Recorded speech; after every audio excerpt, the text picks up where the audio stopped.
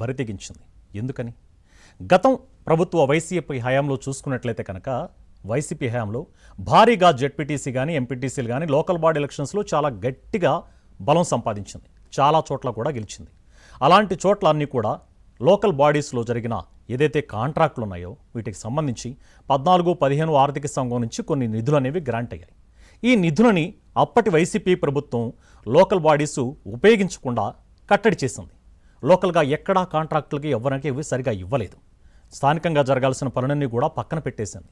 కాలువలు, రోడ్ల మరమ్మతులు, సాగునీటికి సంబంధించి, మురుగునీటికి సంబంధించి, వీటన్నిటికి సంబంధించి లోకల్ వర్క్స్ అన్నిటికీ ఎక్కడ కూడా సరైన కాంట్రాక్టులు ఇచ్చిన దాఖలాలు కనపడలా. దానికి తోడు ఆర్థిక సంఘం నుంచి డైరెక్ట్ ఫండింగ్ అనేది, డైరెక్ట్ గ్రాంట్ నిధులని దారి మళ్లించింది. వేటికి? వారు అప్పుడు అమలు చేస్తున్న సంక్షేమ కార్యక్రమాలైతే కానీ, అప్పుడు ఏదైతే బకాయిలు ఉన్నాయో డిస్కంలకి, ఆ డిస్కంలకి బకాయిల రూపంలో, కరెంటుకు సంబంధించిన నిధుల రూపంలో వాటిని దారి మళ్లించేసింది. వీటికి సంబంధించిన సహేతుక కారణాలైతే కనుక ఆ ఆర్థిక సంఘానికి చెప్పలేదు. ఆ తర్వాత ఈ ప్రభుత్వం మారిపోయింది. వైసీపీ నుంచి టీడీపీ ప్రభుత్వం, కూటమి ప్రభుత్వం అధికారంలోకి వచ్చింది. కూటమి ప్రభుత్వం అధికారంలోకి వచ్చిన తర్వాత ఇప్పుడు దాదాపు ఒక సెప్టెంబర్ 23-24 తేదీల్లోనే ఈ జెడ్పీ ఎంపీటీసీల పదవీ కాలం ముగియబోతుంది. ఈ పదవీ కాలం ముగిసేలోపే ఎక్కడైతే జెడ్పీ నిధులు కానీ, ఎంపీటీసీ నిధులు కానీ, లోకల్ బాడీలో పంచాయతీ నిధులు కానీ, నిధులు లేకపోయినా, నిధులు తక్కువ ఉన్నా కూడా ఎక్కువ కాంట్రాక్టులు, పనులు అనేవి కట్టబెడుతోంది. తమకి బలం ఉన్న చోట్ల తమ అనుయాయులకి కాంట్రాక్టులను కట్టబెడుతోంది. రూపాయి ఖర్చు చేయాల్సిన చోట 10 రూపాయలు ఖర్చు పెడుతోంది. 17 కోట్లు నిధులు ఉన్న చోట 90 కోట్ల రూపాయల నిధుల వరకు కూడా కాంట్రాక్టులు ఇస్తుంది. పనులు చేయాలి, తప్పలేదు. స్థానికంగా, లోకల్గా పనులు ఖచ్చితంగా చేయాల్సిందే. కానీ పనులు ఎంతవరకు అవసరం, నిధులు ఎంతవరకు ఉన్నాయి, గ్రాంట్ ఎంతవరకు ఉంది, మనం ఎంత మంజూరు చేస్తున్నాం, ఎవరికి కాంట్రాక్టులు ఇస్తున్నాం, ఎక్కడ మనం డబ్బులు సక్రమంగా ఖర్చు పెట్టామనేది లెక్కలు ఉండాలి.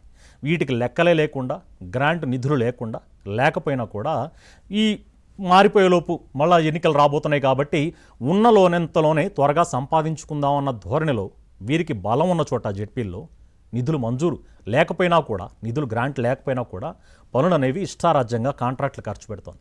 ఎందుకు అంత అవసరమే వచ్చింది? ఉన్న పళంగా ఇప్పుడు అంత తొందరపడాల్సిన అవసరమే వచ్చింది. ఎందుకు వైసీపీ హయాంలో ఈ పనులన్నీ కూడా జరగలేదు? ఎందుకు వైసీపీ హయాంలో గ్రాంటు నిధులని దారి మళ్లించారు? సహేతుక కారణాలు ఎందుకు చూపలేకపోయారు?